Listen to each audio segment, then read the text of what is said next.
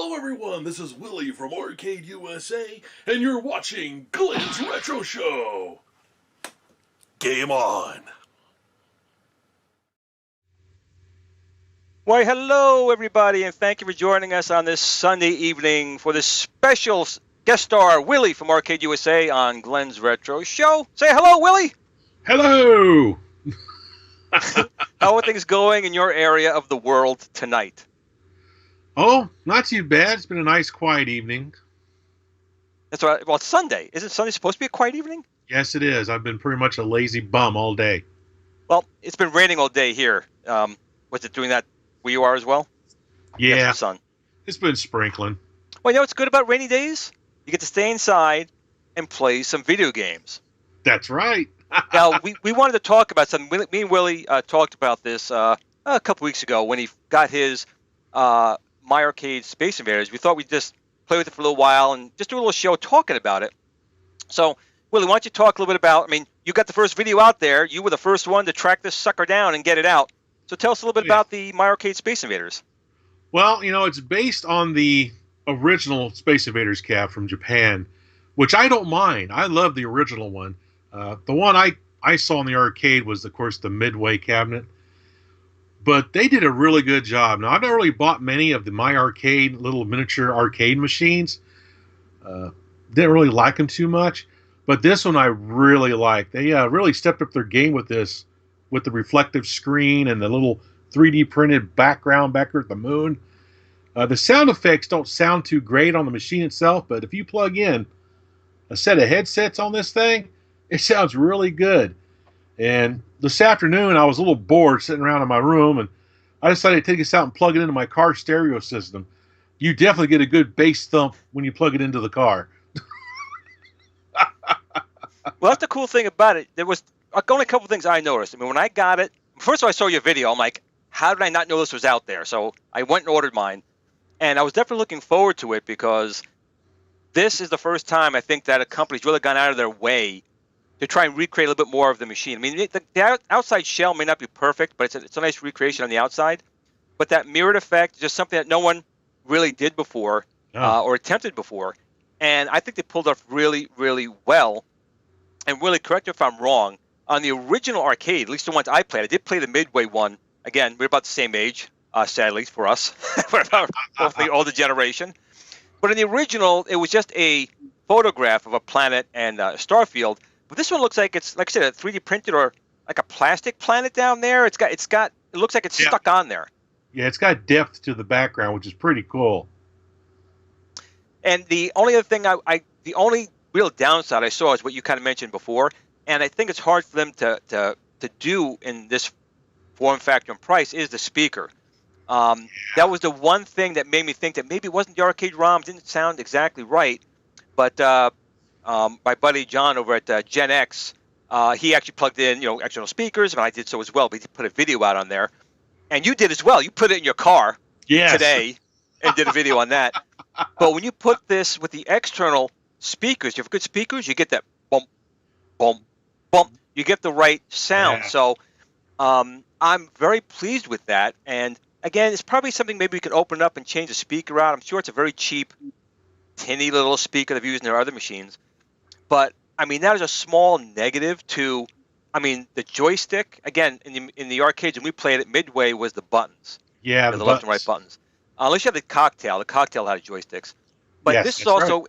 Willie, tell me what you think about the joysticks. I personally feel this is the best joystick they put out. Yeah, it's not a clickety-clickety joystick like I like, but it's a very good joystick. They did a good job with this.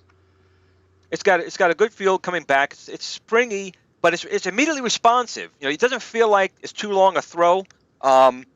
It just kind of feels comfortable. The fire button feels comfortable, and again, all the buttons are good. The one thing I wish they did change, because I found myself hitting it all the time, is the reset. I keep pressing that. Yes. You do the same thing? So I think of putting in a coin, but why isn't it working? Why isn't it working? I'm hitting reset.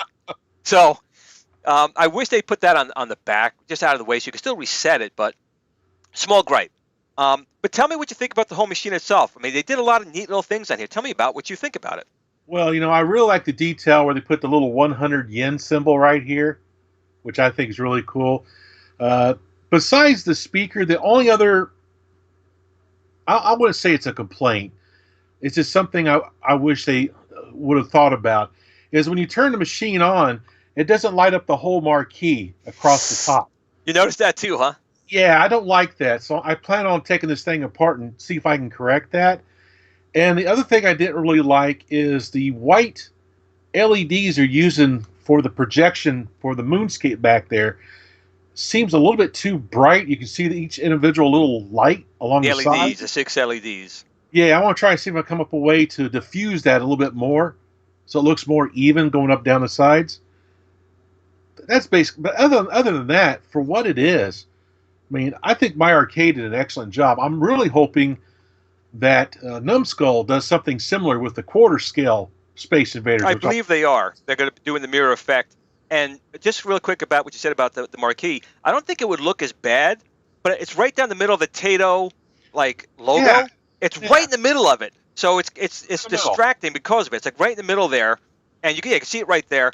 And it does take away a little bit from it. And I don't know what's going on here tonight. I think I got a bug in my eye today. It's been watering all day today. You're but tuning yeah, Inspector Dreyfus. That must this bright light in my face. One of the two. But yeah, the light up marquee is new for them because they've always lit up the coin door, which is still lit up down there, and that looks great. But their first forte into that it's just a little bit of a miss because it goes right down the middle of that Tato logo, and it really, for any people like us, it just our eyes get drawn right to oh. Yeah. Now the one good thing, Will, you can attest to it, is the decals that they put on here are very high quality, right? These are nice thick, so it's easy to take them off and get them back on. So unfortunately, you have to take the side decals off to open these. Yeah. But they're pretty good. Now, tell me from playing it, how do you feel like the gameplay is? I mean, we still not been officially been able to prove that it's the arcade ROM, although if it's not, it's really, really close. Well, I think I saw somebody post that they tried a trick on this to see if it was arcade ROM, and it didn't do it. I don't remember what that trick was. I do. That was from my buddy John over at Gen X Grown Ups. And Okay. I guess after 23 or 24 shots, if you hit the UFO, it's supposed to give you 300 points. And it's like every 23 or 24 shots, if you hit the UFO on that 23rd or 24th shot, it should be 300. And it didn't do that. It still did 50. So that's one of those little eyebrow raisers. Now, you and I both know that there's usually more than one of these arcade ROMs that were released out there. That's correct. Different revisions. Right, different revisions. So it could just be, this could be an earlier version of the ROM before they made that change. But I mean, the sound effects, how they move, everything else seems to be pretty spot on, right? Mm-hmm. Oh, yeah. Now, I know you like that little 100 yen icon down in the lower right, that attention to detail.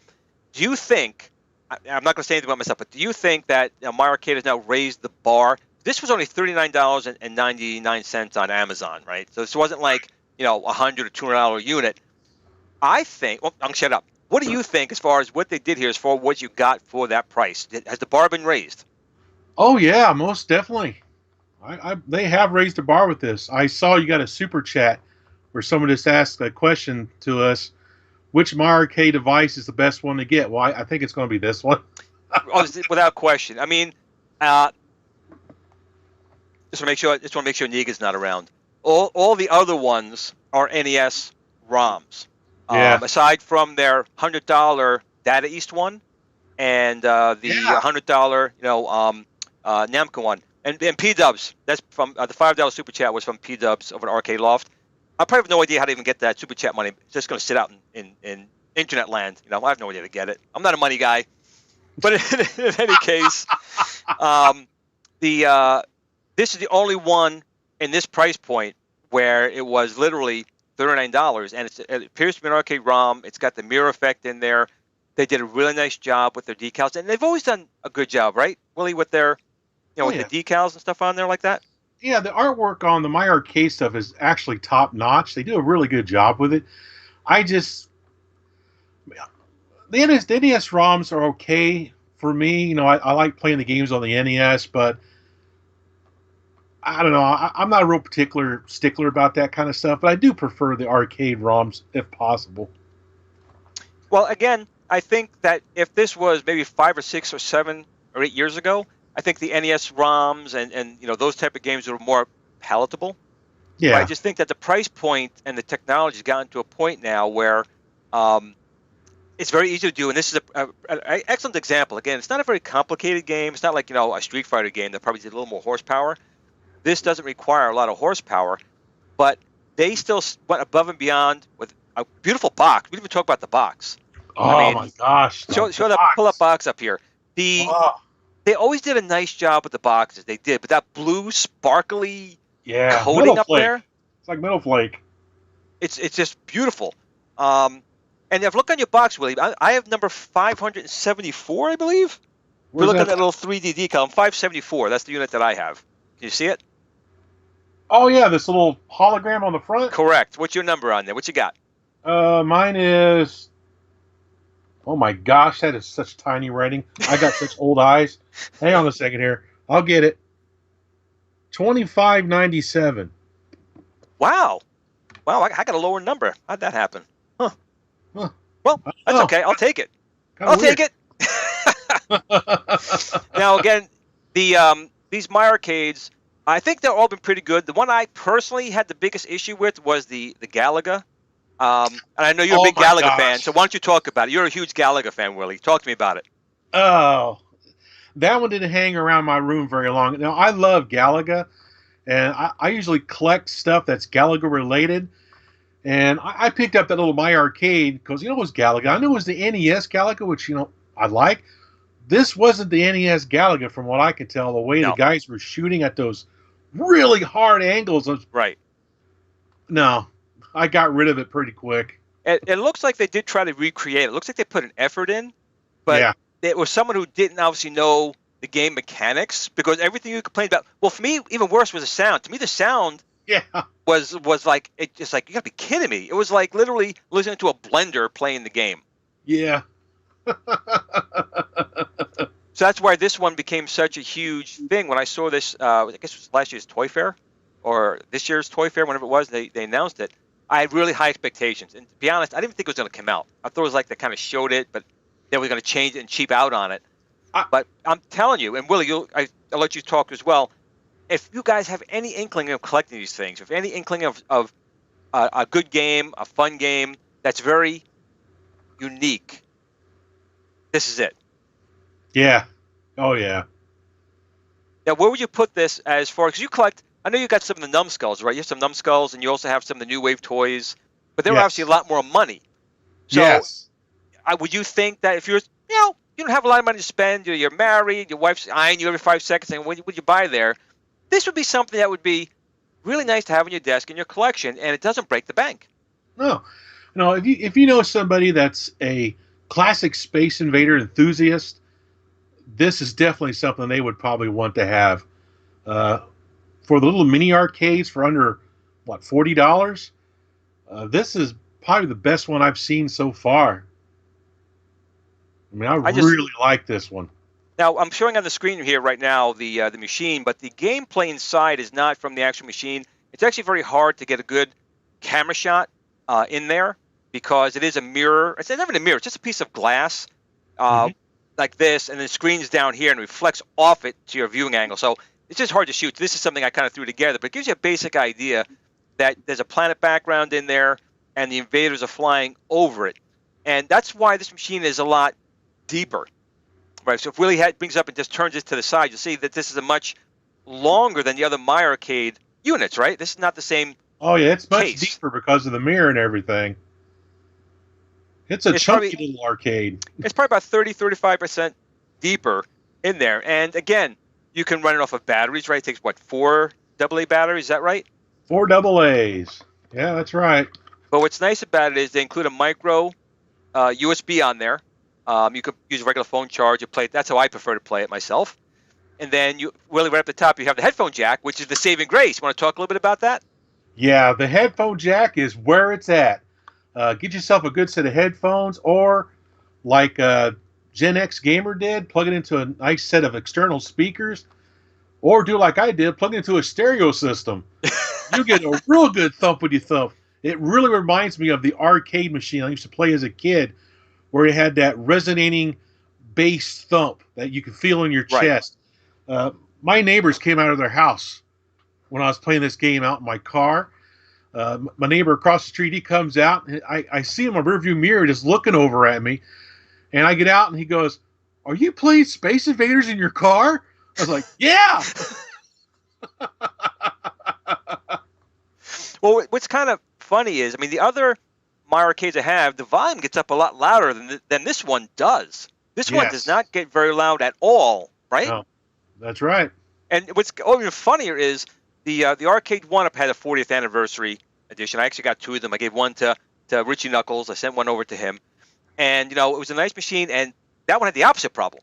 That one, I could be playing in New York, and Willi can hear it where he lives, you know, a few states away. There was too much volume. The other thing I was a little disappointed with, I mean, the Arcade 1-Up one, I really did like it, but that would have been a great time for them to do the same thing they did here in this MyArcade by doing like a mirrored type of effect. Yeah, that would have made that much better to collect. Again, I still got it anyways. I still love it, but it's just one of those things where I'm just really shocked and amazed that MyArcade did this. And if MyArcade, you're watching, I want to really thank you guys, because you obviously been listening to the community, not just me or Willi or anyone else, the community at large, because you're saying, okay, we can throw another junker machine out there with an NES ROM. All right, again, just checking for Negan. Throw another NES ROM on there and selling it, because I still would have bought it.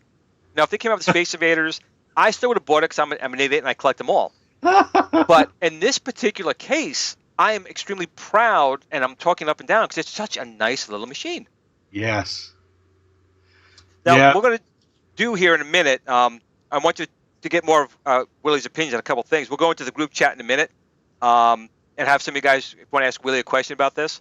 But I just want to ask Willi one other thing, because Willi has a job. He actually travels around a lot, so he's able to hit, well, before what's going on recently, he's always been able to go around and collect things. And I just want to, Willi, is there anything collected recently, anything unique that you want to show us real quick that you've gotten? Unique. Or anything fun. I mean, I know you're doing a live stream next week on the Fairchild Channel F, correct? That's correct, yep. Channel F Frenzy. Oh, yeah. Well, I did get a Pong battery eliminator for my original Pong. Oh, you know I love Pong. That's awesome. It's. I don't think in the box. In the box. There. Oh, check that out. Awesome. Oh yeah, there it is. There you can see it in the camera. Way up. Yep, I can see it right in the corner. And that was now that you brought that up, we'll bring up Blaze. And what a disappointment that one was, right? The Blaze Pong. Remember what the very clicky? Oh yeah, I still got that up there, and I sent you the one that I modded for you to play around with. Right. So that was one again. Blaze came out with an Atari, like a wood grain Atari, like the At Games, right? A little portable Atari 2600. Yes. But they came out with a Pong unit, and people like Willi and me went nuts, because I'd love to have a nice working Pong. Yeah. Now, Pong is a very simple game, but there's one thing it needs to have. And Willi, what is that one thing that Pong needs to have? A spinner or a good pot. A pot, just something that turns smooth. Yes, not clickety no. And it's like turning an old TV set when you're playing it. So, you know, it's one of those things, and I think, and we had to get that from England, so that wasn't cheap. I think I want to say I spent like $50 because of shipping, right, to get it from England.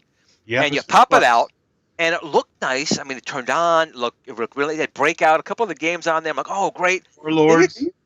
Warlords, and then you turn the knob, and you're like, what the F? Why? Yep. It didn't cost you anymore. I mean, you fixed it. Now, we did two different things. Willi went the route of, he actually replaced the pots entirely. Tell us a little bit what you did in yours. Well, I did with mine is I found a couple sub-miniature potentiometers.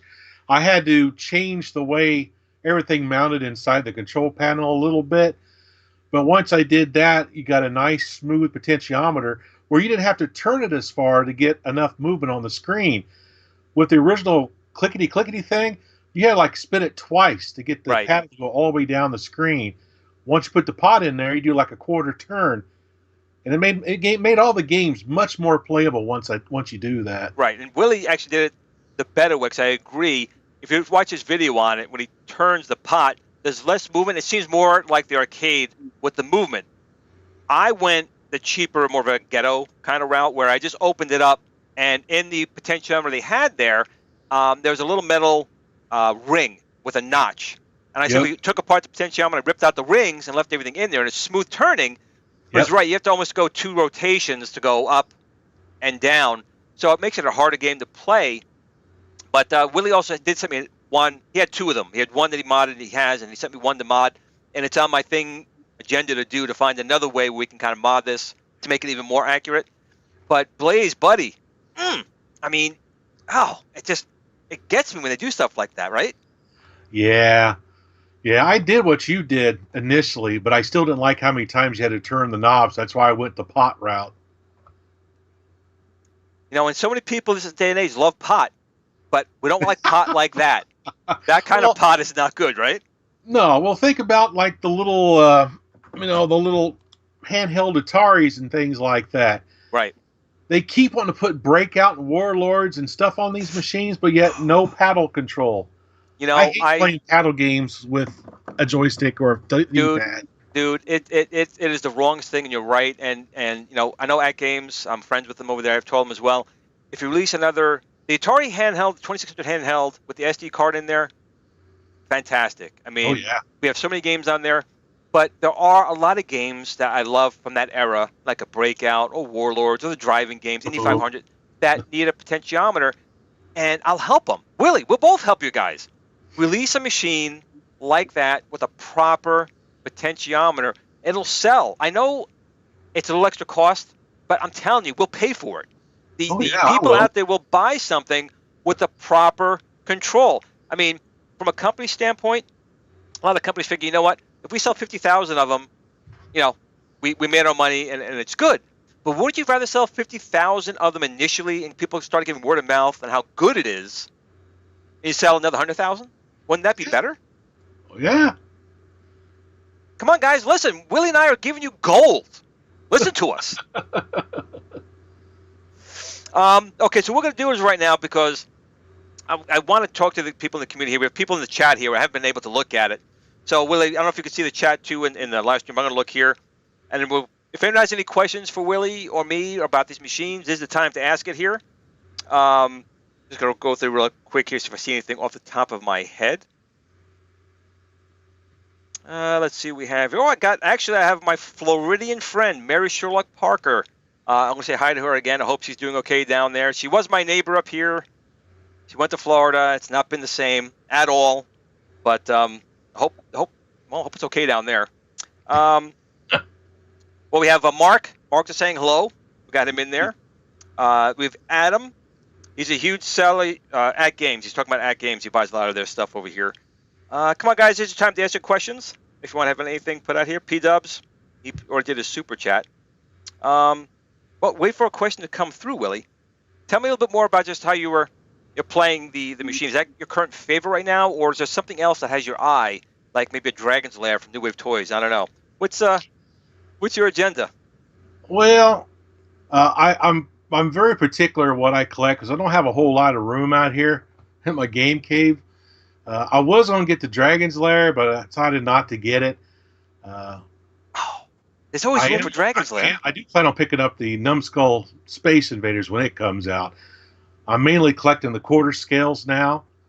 I don't collect anything else besides those and just the 2 replicate machines I got. Well, I got one out here because my wife ran off with the centipede. Yeah, you got to be careful which ones you get because she likes a couple of games and they may disappear on you. Yes, they do. They disappear pretty quick. Well, they did a fantastic job with that New Wave Toys. That little trackball on there is awesome. The volcano buttons are awesome. Yeah, they did a good job with that. Replicate did. All right, see, we got Michael was saying there's always room for Dragon's Lair, and I agree. There's always room for Dragon. Although I suck at it. I mean, it's one of those games I like to look at, but you don't really play it. What else do we have here? P-Dubs question: when will we see Willie on the Retro Buzz? I don't know. we can always ask, Willie, are you available on Friday nights or you're working? Because I know you travel quite a bit. Usually I'm hiding out. Is that gaming night? No, man, I hide out, man. I like to stay in the weeds of YouTube. Well, we can talk about that too. I mean, you've been doing this longer than me. You've been on YouTube. I started about 5 years ago. And how long you been on YouTube now? I It's gotta be started more than that. back in 2009, So but you've I been didn't on. really start doing ArcadeUSA until 2012. And what actually had the light go off and you started thinking, oh, I'm going to do an Arcade 1-Up, not Arcade 1-Up, an ArcadeUSA. What brought that on? It was actually my buddies at Retro Gaming Roundup, the podcast. I was doing a lot of stuff with them, became good friends with them, and they got to know me. And my buddy Scott said, you really ought to do something with arcades, start up a YouTube show or something like that. And he kept pushing me, and I decided to go ahead and try it out after I went to MagFest in 2012. And that's where it actually started, was at MagFest that year.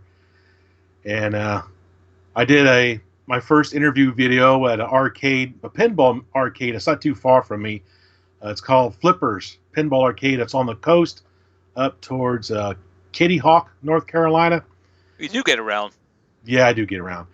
And it's a very funny video to watch because I'm very nervous in it because I don't like being in front of the camera.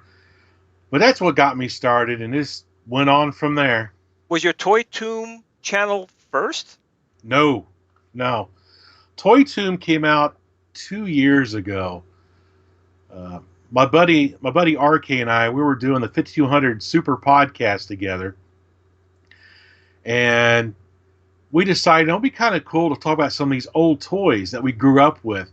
He grew up in a whole different era in the 50s and 60s, and I basically grew up in the 70s and early 80s. So that gave us a wide range of different toys that we can talk about.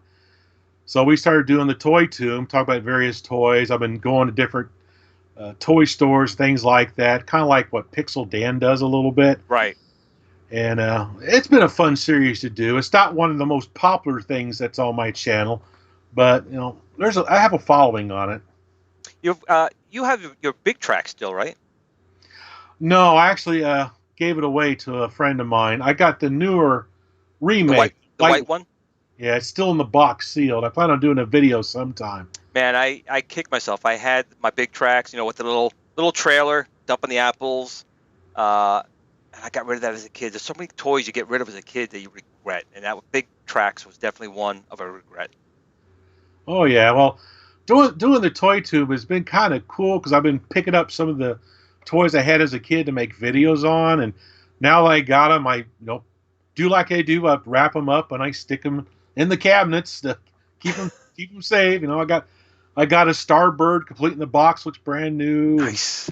I got a Vertibird, the Coast Guard Vertibird with a big boat. Complete. I never had that, but I had the Space 1999 one with the eagle on it. But Willie, you know what? It stunk. You know why? On the one you have, the helicopter was on a ball in the middle, right? And you throttled it and it flew around that ball. Yes. The Space 1999 one, you held the joystick and the stick came out of the joystick. So it didn't matter what you did. You couldn't go up and down. It was because it was on a pole. So I ended up ripping the eagle off of that, and I just put on a string. So it was so bad. I wish I had the Star Trek one. Star Trek had one, an Enterprise. That one I had, the Remco. Yes. I had the Star Trek one. It didn't fly very well because the Enterprise was so heavy. That's why it had a counterweight that you can move around on the back side to kind of counterbalance a little bit, depending on how charged your batteries were. Well, I got to tell everyone out there. So Willie doesn't just do, gaming consoles. He does some live streams. Like we talked about this. Is it Saturday or Sunday you're doing the Fairchild Channel F? Saturdays. I usually stream 10 p.m. Eastern on Saturday nights. I just did the Master System last night, and next Saturday I'm doing the Fairchild Channel F, which is a system I grew up with. I got one when it originally came out. Big fan of the console. I am as well. It's it's funny that so many machines are not well known. And the Fairchild Channel F was out before the Atari VCS had come out. Yeah. And I'll let Willie talk about it in the show. But it was an older machine. It was actually the very first. It was the first console that took programmable ROM cartridges. It wasn't the 2600. The Magnavox Odyssey, it wasn't really cartridges in that one. It was really just a small little circuit board that just changed some of the internal logic. Yeah. But not only that, but the controllers, Will, I want you to talk about those controls in the Fairchild were actually pretty advanced, especially for its time. You want to talk about those controllers? Yeah, they were very unique controllers. They did multiple functions. They had the typical up, down, left, right. You had push down for fire. You also had pull up. And you had a twist left and a twist right. So it gave you a whole different options for games in that controller. It was done by Ron Smith. Awesome guy. He passed away a number of years ago now, but he was such a nice gentleman. Mm-hmm. And the other cool thing about the Fairchild, a lot of people don't know, there was an old TV show. It wasn't even a TV show. It was like in between TV shows on Channel 11. You remember this? Yeah. Channel 11 was called Pix, at least in New York. Pix. So when you were watching your cartoons, in between them, they'd have a little show you would call in on. If you were lucky to be picked up on, you would say Pix. And they put a game up on the screen, and every time you said Pix, it would either hit a ball or move something. And they used two consoles. One was the Fairchild Channel F. They had a lot of games. Say Pix, Pix, Pix, Pix, and try and get a score to win a prize. And I think eventually they went to the Intellivision, like Star Strike they put out there. Yes. But the Fairchild was the first one. So that was like the first game show for video games was way back in the early 80s. I think it was the very early 80s. But that was the first time on W11, or what it was called, Pix 11. I don't remember anymore. There's so many channels now. Yeah. But it was funny watching someone actually trying to do it and they're going, Pix, Pix. Pix. Then someone else going, Pix, Pix, Pix, Pix, Pix, Pix, Pix, Pix, Pix. And it was just going, you know what it was doing. But they won prizes. It was kind of neat. Oh, yeah. And it's just one of those systems that just never took its ground. And originally it was called the Fairchild Video Computer System, right? Yeah. And then Atari says, oh, you know what? We're going to call ours the Atari VCS. So they were causing some confusion. Then Fairchild changed to Fairchild Channel F because they felt that Atari was now trying to encroach on their stuff. It didn't really work out. Channel F for fun became fruitless because it just didn't work for them. It was a shame because, to be honest, I want you to talk about something here about the Fairchild and the Atari. Talk about Pac-Man. Which is an older system and which was better? The homebrew Pac-Man on the Fairchild is actually really good. And it was a much, much simpler machine, much simpler hardware. The 2600 was a whole next generation above this, but the Pac-Man only had 4 colors. The machine only had 4 colors, and only had beeps and boops for sounds. But the Pac-Man on there, it's a homebrew. It is a homebrew, but it's awesome. It's got the cutscenes. It's got the intro, and then we got the mess on the 2600. Until 4K and 8K came out. I mean, those two Pac-Mans, if you got a flash cart, are good. But the Fairchild had some really entertaining games. That's what it was really about. And another quick thing, I do babble. Willie knows I babble a little bit. When Fairchild's cartridges came out, they looked like what? 8 tracks. Because that was 70s. That's what they had. That's right. And then when you had the 2600 came out, there was also another system called the Bally Astrocade. Yep. And what do those cartridges look like? Cassette tapes. Little cassette tapes, because now they've gone off. So even the machines were trying to take from the era. They were trying to say, well, I'm more advanced. We don't have 8 tracks. We have cassettes. And the Bally Astrocade's another machine that was well more powerful than the 2600. Came out at the same time. It was just too much money, and it overheated. Shag rugs back then were not too good with the Astrocade. Kind of burned them out. But let's see if we got any real quick. Anyone asking you anything in here? People talking about they watched the old Starcade TV show. I remember those Starcades game shows back then. Oh, Dwayne's in the chat, Willie. Yeah, Dwayne I Ringo. saw that. He doesn't come to my streams. Now you've known him a long time, Dwayne. Yes, I've known Dwayne a long time. Which is why he's avoiding your chats and your streams. Yeah, we used to do wild experiments in our college days. Now, Dwayne actually has his own Facebook group, MyArcade and More. And he actually makes, and Willie, I know you have some. He actually makes these right here. mini consoles, and he just recently made a little Star Wars cabinet. He's done pinball machines. I know you have one of the pinball machines he's made. Very, very awesome, talented guy. Yep. And he's a friend of mine. He's a friend of yours. I want to talk about something real quick too. Since you've been on YouTube for so long, I got to touch on this. You know, you're on YouTube for a while. You get these little followers that are maybe not so nice. I think they're called trolls. Yeah. Is that what? Have you ever had a run-in with with some trolls out there? Oh, I got a lot of them. My thing is, you don't make it on YouTube until you have them. Until you have a following of trolls, you're not a true YouTuber. That's right. You got to have your little troll army to follow you. So what would you say at this point in time, with everything you have right now, just what you physically have right now, what's your favorite, most coveted console or game or whatever you like the most? I'd say my Dreamcast is probably my most favorite. You know what? Everyone asks, it's the same thing. I have a couple. Actually, I was just playing it before. I was playing Alien Front Online. I love that game. Oh, yeah. That is such a good game. And I was also playing Air Force Delta, another game that is phenomenal. And you know what? It's one of those consoles that didn't last very long, but every single person I ask, I say, what's the most coveted? About 95 to 90% of the time, Sega Dreamcast. Oh, yeah. And we're in the year 2020. This came out in 1998 or 9? 1999. 1999. Right. So 21 years old, and people still say it's their favorite console. All those different machines out there. What did you like about it? Well, what I liked about it was it had a lot of great arcade ports, and the arcade ports that were on there looked pretty much exactly what was in the arcade. Probably the most favorite game I have on there that my wife and I like to play is Soul Calibur. Your wife plays? Yeah, when we have arguments, a lot of times we'll use Soul Calibur to resolve our arguments. So who wins? A lot of times she does. She kicks my butt.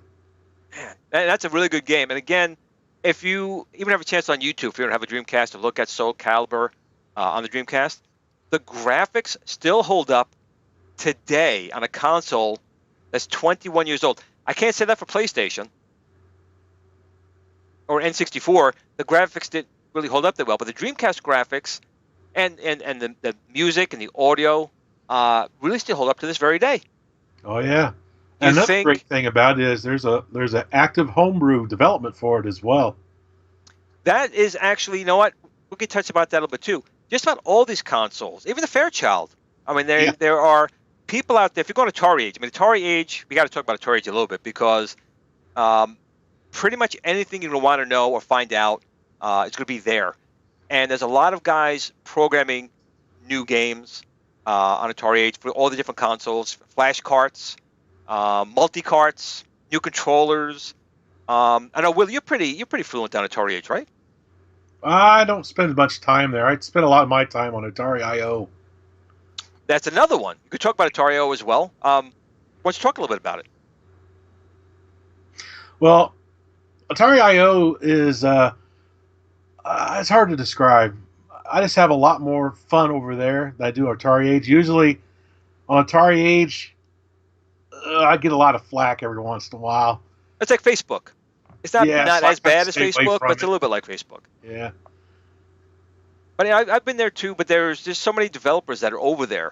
Yeah. Like even the Atari 7800. They just finally came out with that expander device that goes on the unit. It's a memory expander device. Add some new features to it. That was been in talks for gotta be like 8-9 years, but it's finally come. The guy's actually not too far from me. He's in Carmel, New York. So he's really not far from me. And then there's and we're still, me and you, I know we're both in a bad boat on this one.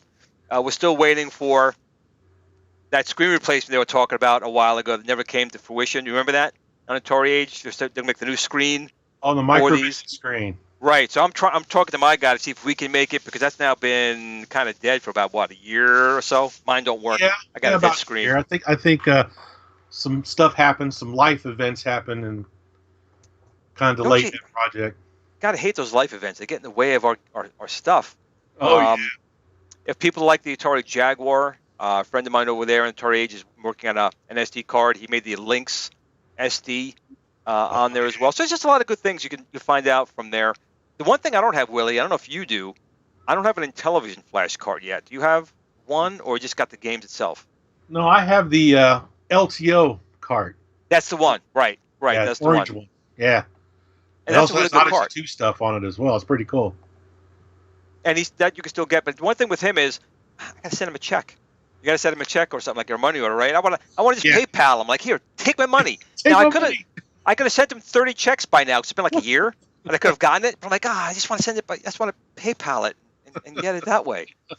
But I know I would get it. I'm just lazy about writing a check and actually mailing it, and have to wait, like, for the post, then it is sent back. But for everyone who's told me, that's a really nice cartridge. It's got what, 32? Is it a 32 meg cart? It's it's basically, it's not an SD card. You have to flash it to the card. Yeah, but it comes with software, and it's very easy to use. It's very easy to add games, and it's a very well done cartridge. I bought some ROMs for it that, you have to sit into your serial number off your cart. Right. And you get the ROM. Works perfectly. There was a Donkey Kong remake. I think it was like that, right? Was it one of the Donkey Kongs that they had redone on the Intellivision? I believe so. I've got the Donkey Kong on cartridge as well. But yeah, that was a good remake as well. Coleco really purposely butchered it for the Atari and the Intellivision. So you buy a ColecoVision, which of course Willie had the ColecoVision podcast as well. So yeah, he's a big fan of that. Oh yeah, maybe because of the arcade translations to it. They did. I mean, pre gaming crash, the ColecoVision was, if you had one, I did have one. I bought it launch day, and it was like $189. I think I got it for with Donkey Kong. That was the epitome of that era. Before the crash, that was the Rolls-Royce, the Bentley console. It wasn't, back then, $200 wasn't still a lot of money, but most of the consoles were going for that amount, more or less. Maybe Atari was at that point $129, and television maybe in like $150, $160. But the ColecoVision, even though the controller sucked, the graphics of the games translated very well. Oh yeah. Did you ever have the Super Action controllers for it? Yeah, I've got them. They're up there. Frontline? That's the only way I could play Frontline. Yeah, same here. I could play Frontline with Super Action. That's a great game. Yes, all right, let's check here real quick here. I got people saying that my two favorite retro guys, Willie and me. So I must have paid this guy off in the past. I don't know. But thanks, Clyde77.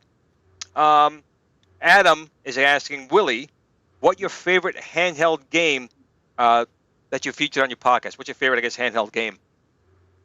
Well, right now it's probably going to be my Missile Attack from Mattel that I recently got a hold of. Did you pick that up at a store recently? No. Where is it? There it is. Come here, you. This guy. This little guy right here. Complete in the box. Looks brand new. Been after this thing for years. Was that from Mattel, or was that Radio Shack? No, Mattel. That was Mattel. Yeah, that was before Battlestar Galactica. Oh, I played the hell out of Battlestar Galactica, man. But before this one, my most favorite handheld in my collection is my Tron by Tomy that's got the VFD and the 3 games in it. I absolutely love that handheld. Okay, everyone's got to look mine in bags, because I have everything in bags. But bags, yeah. That's the one right there. And what's really cool about this one is it's a smoked translucent case, and on the back it's cardboard, but they put a fake like circuit board in it. It looked like the Tron thing in there. Just a nice touch. That was from Tommy, and Tommy used to make really good games back then. And real quick, Complete Geek TV said the Dreamcast still holds up extremely well. All my games still look fantastic, and I agree. I was just playing it for our live stream today. It is just such a good console. Oh, yeah. And easy to work on. I mean, 4 screws, the thing comes apart. Everything's very modular in there. It's very, very easy to work on. The GD-EMU, I mean, you can get the original if he sells it only certain times a year. It's very expensive, about $300. There are other ways to get them on like eBay or Amazon that are much cheaper. And, it makes it really, really fun. Just a good console. The controllers, some people hate the Dreamcast controller. I kind of like things that are a little quirky, so I'm okay with it. I like it. But someone they did recently do was it a Kickstarter or something where they had a new controller come out? Yes. Did you get in on that or no? No, I didn't. It looks pretty neat. I know you know Steve Cameron from ColecoVision Addict. Yes. He's got one. Cool. And he says he really seems to like it. I mean, it looks good. Maybe I'll pick one. It's just like you said, I got no room. I mean, if you guys, it looks like I have this big studio here. I am literally like crunched in this spot here, and it's like a landmine going out of this area here. I have stuff so much all over the place. It's dead. If a fire, I'm dead. I'm not getting out of here in time. I'm going to roast in here. This would be my last show. If a fire started, I would not survive. I would be done. So now, when you do these things, I mean, obviously, your wife seems plays with you a little bit in these games. Does she mind you do these podcasts, or she's like, well, go ahead, do what you want to do, as long as you're having fun. I'm fine with it. Just to give you a hard time with your collection of any kind? No, she sees it. It keeps me out of bars and things like that. Was that your thing, Willie? Were you a bar guy beforehand? No, not really. I've always been with games and electronics and stuff like that. And you do mod them. I've seen you on your channel have some videos of you've kind of upgraded or repaired things. Like I remember, I hate to bring this up, but I'm going to bring it up anyway. I remember one of the first videos I saw of yours, or when I first kind of found out about you, was you had a Coleco Donkey Kong that you kind of had repaired. Oh, yeah. It wasn't working. And you kind of did something for a favor to look at it. It wasn't supposed to be anything other than you did something for a friend, and they kind of took advantage of you a little bit at that point. And that was, I remember seeing that video, and you were really very hurt, kind of what happened there, because it kind of, I don't want to bring it up too much, but that's when I saw that video and just how you were reacting, and you didn't have to say anything about this, but you did, and you just wanted to talk to everyone and say, listen, you were very genuine. You were very honest and open about it, and I've known Willie for quite a while now, and I'd say he's one of the good guys out there. A lot of YouTubers, people think that they don't talk to people. Willie is very big in the community. Willie helps out a lot of people that people even know about. He does things that people don't know about. He's just a very genuine, good-hearted person. He's the exact opposite of me. I mean, if you look at, he's a good angel, and I'm the bad angel. But seriously, that was just the first thing I noticed about you, and it tells you a lot about a person when you do a video like that, because it was just a very genuine, concerned video. You just wanted people to realize, this is something that wasn't supposed to be sold. I don't want the person to get it because, it was a machine that was in bad shape. It was working, though. Oh man, yeah, it was missing part of its circuit board. I had to make jumper circuits to get the screen to work. It was pretty bad looking inside. And but you did get it working, which is the better thing. Because it was pretty messed up. Yes, it was. Well, again, I just wanted to bring it up because I just want people to realize, if they don't know Willie, he is a very genuine person, like you see in his videos. You want to definitely go over to ArcadeUSA and the Toy Tomb and the ColecoVision podcast and the 5200 podcast and subscribe to his channel. He does a lot of great videos. He's been doing this a very long time, and Willie's just a very humble guy. He never asks for anything. But I'm putting it out there that if you guys are on YouTube and you want us to watch some good videos, especially the Toy Tomb, he's put some pretty good toys out there. I'm like, oh my God, I totally forgot about that. You want to subscribe to his channel. Now, I know you said you have a small room there. Do you have like an attic? We have more things? Or you basically, once you run out of room, it's got to go? Yeah, what I do is I cycle things through the game cave here. Now, there is some stuff I like to keep, and I'll try to find rooms in the cabinets and stuff I have out here to keep it stored. But a lot of the stuff, I'll make a video on it or I'll talk about it, and it'll go out the door to make room for whatever else I'm going to make a video on. Oh, I can't give things up. Can't. I actually did. I admit there was one time I got rid of some things and I regret it. So now I don't do it anymore. Like, I will not do it. Real quick, Matt Harmon wanted to ask, what was your favorite 80s arcade game? Tempest. Nice. And Willie, like myself, he has a new one, the Tempest 3000, which I think is a great game. Yeah. It's a good game.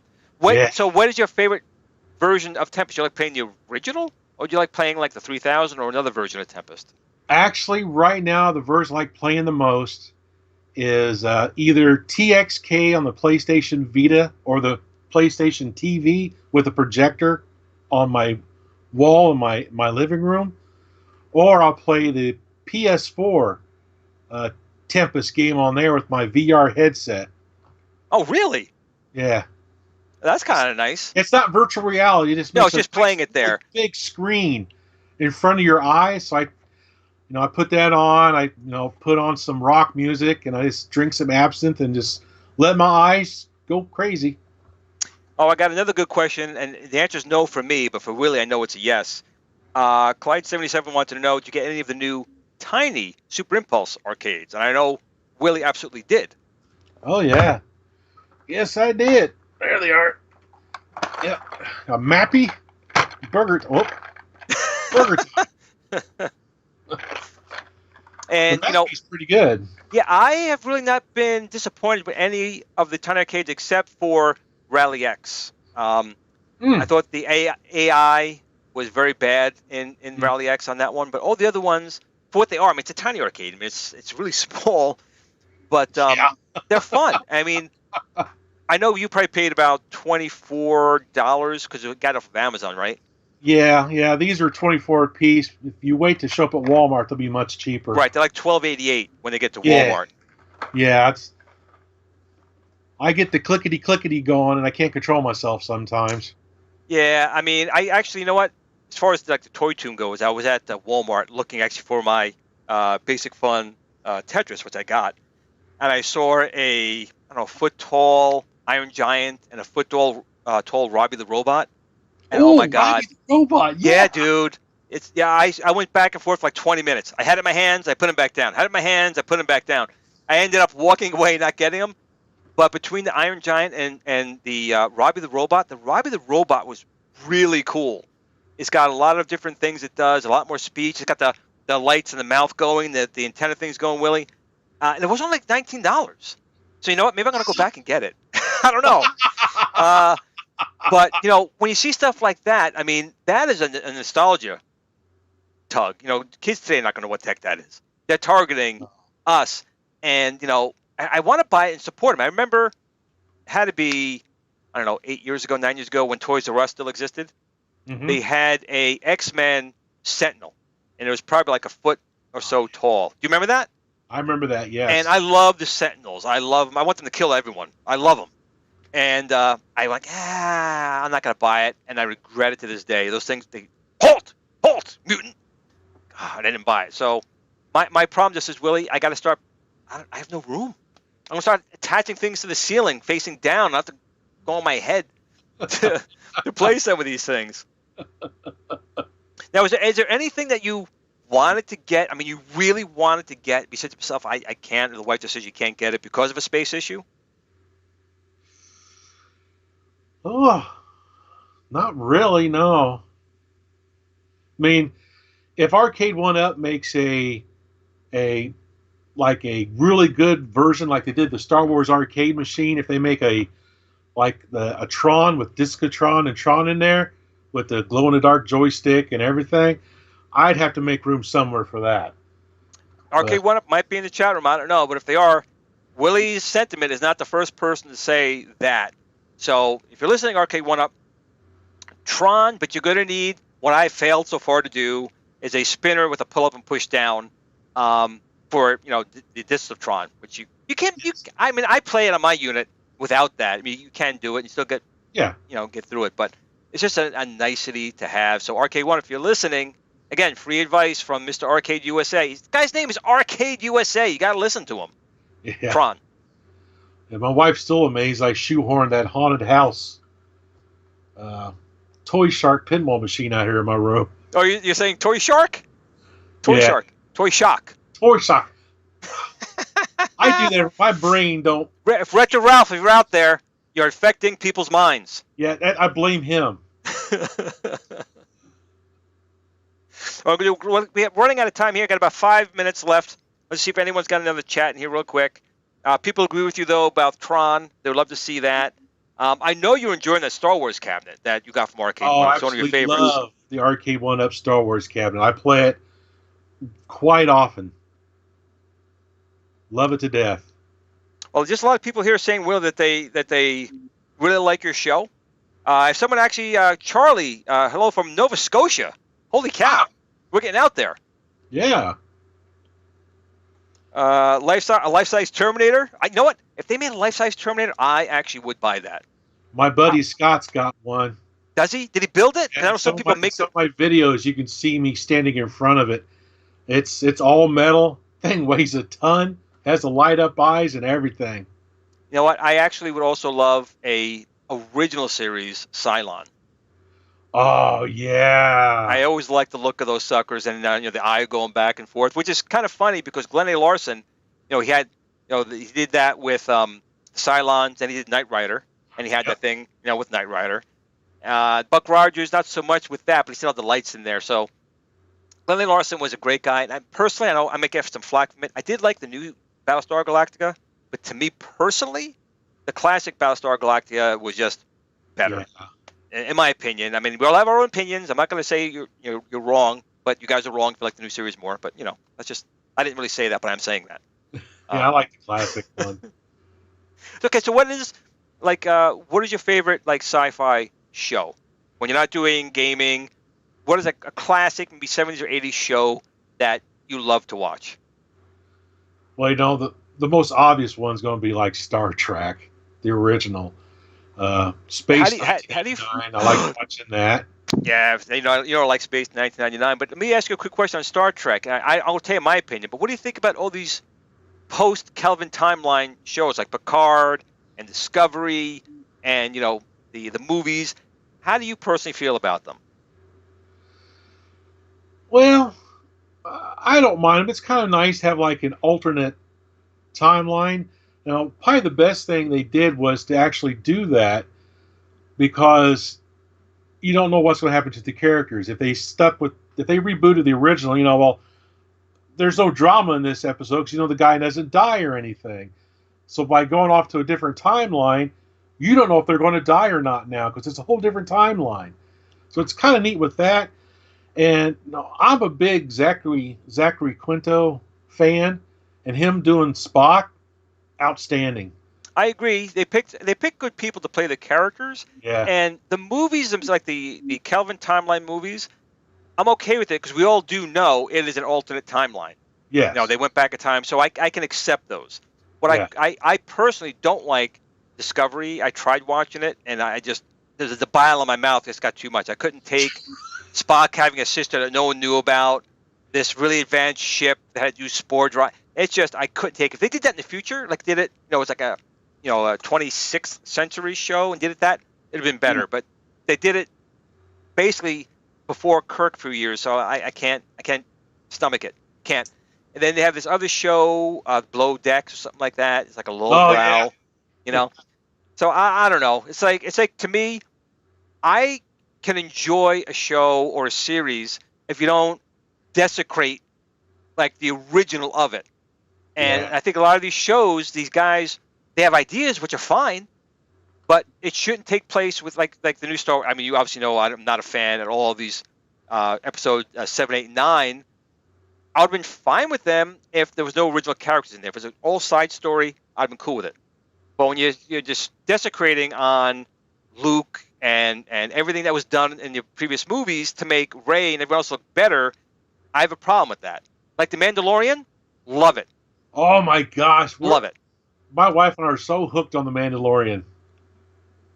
It's a great show, and just in case anyone was asking, it is Baby Yoda, not known by any other name than Baby Yoda. If you're buying something that says something else on it, it's a fake. Don't buy it. Don't buy it. Don't buy it. Jordan wants some ambrosia. I don't have any, but if we can find some, we'll do it. Well, Willie, listen, I know tomorrow's a work day. It's 10 o'clock. I didn't want to go too long. But I'd like to have you on here, maybe get you on maybe the Retro Buzz in the future and do some more things like this, if you have time. But everyone out there, I do want to say once again, Willie has a really good show over at Arcade USA. And actually even on Facebook, right? You have an Arcade USA page dedicated there, correct? Yes, ArcadeUSA Facebook. There's a Toy Tune Podcast Facebook. ColecoVisions. And the 5200 as well. I'm not sure if any of the other guys are out there, but we got to mention the Atari 5200, and Yeah. we have the podcast for it. It's a good machine. I know the controllers are a bit of an issue, but it's funny. I talked to a few guys out there, have the original console, and other than cleaning it, they never had any problems with their controllers. Mine, I've never really had a problem with either. But I know that was the bad part about it. But there's ways around it now, right? Yeah, there's so many options. And you've done a lot of modifications too. You made a steering wheel out of one of the joysticks, and we've done things like that. But maybe I'll save that for another video. So everyone, this is the first time I'm kind of doing this type of chat here. I'm trying a lot of new things out here. Willie's actually coming in through me through a Skype feed. I was able to integrate in here, and I'm trying to do the chat room. I've only got a small screen in front of me, so I'm hoping once I get some space in here, I can put a couple screens up, have a live chat. So this is just the first one. Yeah, we go. Exactly. Thank you, Willie. So in the future, I'm hoping I can have more interaction with you guys in the chat room. But I do want to thank you all for joining us today. And again, Willie, my friend, thanks for coming on on this first little episode here. I really appreciate it. No problem. And I want to thank you out there, no matter what you do or how you do it. Remember to game on, my friends. Game on. Game on.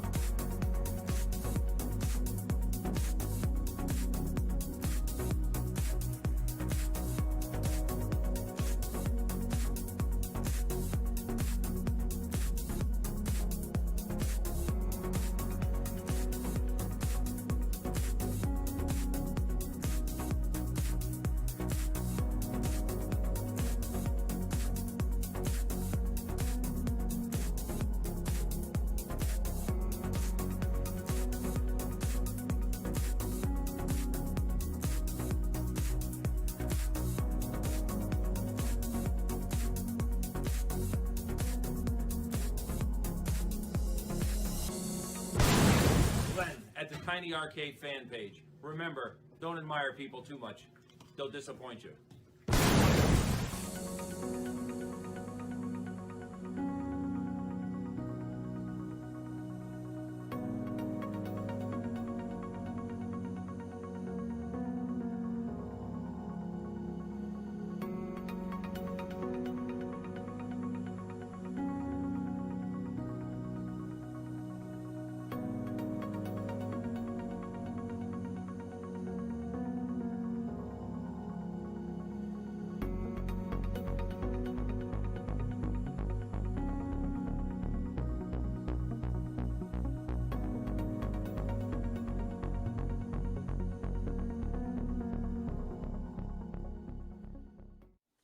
Sit, Blue Blue, sit.